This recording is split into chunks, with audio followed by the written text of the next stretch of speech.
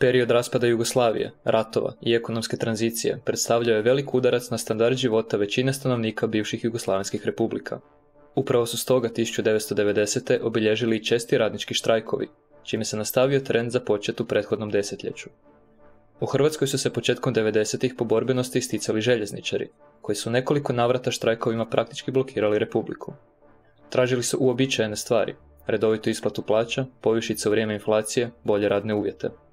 No država im je bila sve manje voljna davati ustupke i u jesen ratne 93. situacija je došla do usijanja. Željezničari su kroz čitavo 20. stoljeće predstavljali jednu od najborbenijih sekcija jugoslavenske radničke klase.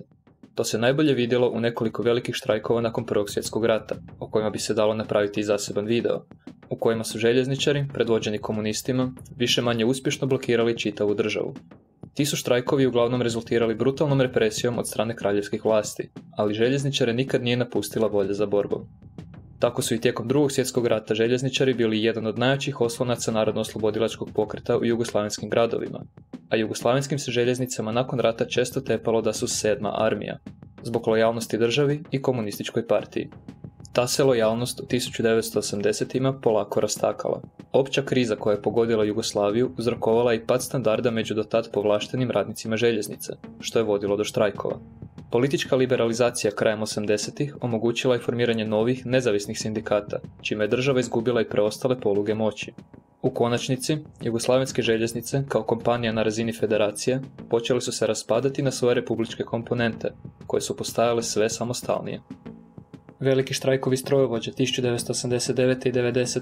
označili su kraj pasivnosti hrvatskih željezničara.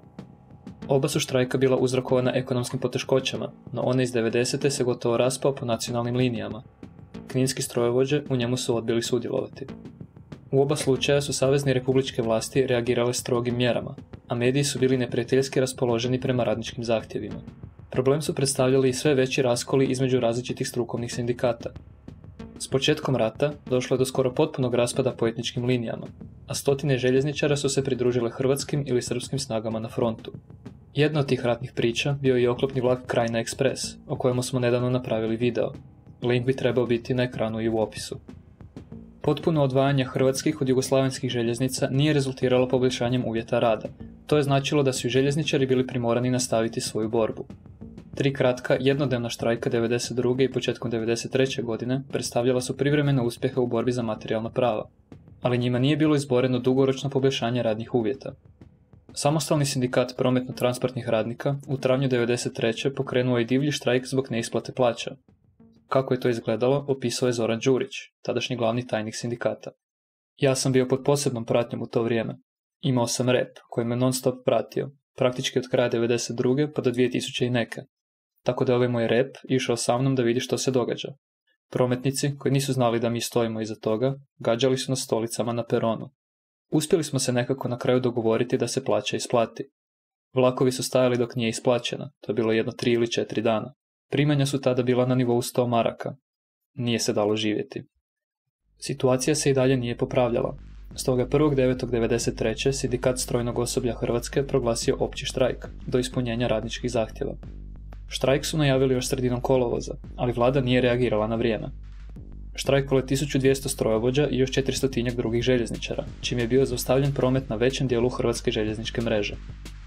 Zahtjevi su bili jednostavni: isplata zaostalih plaća, poštivanje kolektivnog ugovora, obnova infrastrukture i voznog parka, te povišenje plaće za oko 10%. Međutim, vlada nije bila spremna na nikakve kompromise.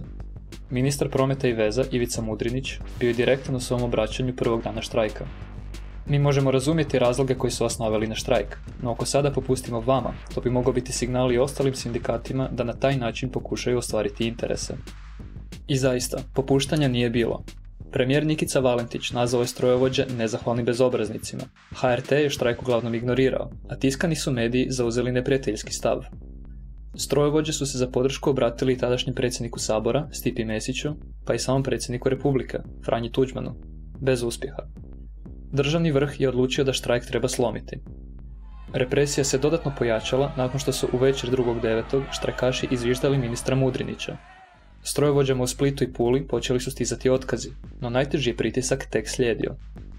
2. i 3.9. oko 500 radnika u štrajku dobilo je rješenje o radnoj obvezi, čime ih je država prisiljavala da se vrate na posao.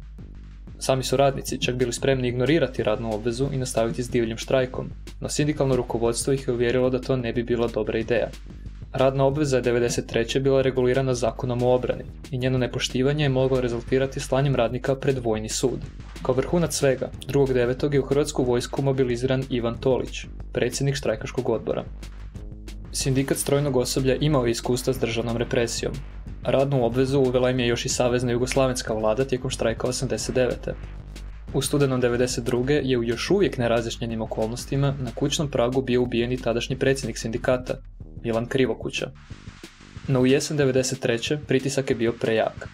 Štrajk se moralo obustaviti 4. rujna bez ikakvih opipljivih rezultata. No životni i radni uvjeti na hrvatskim željeznicama bili su naprosto nepodnošljivi.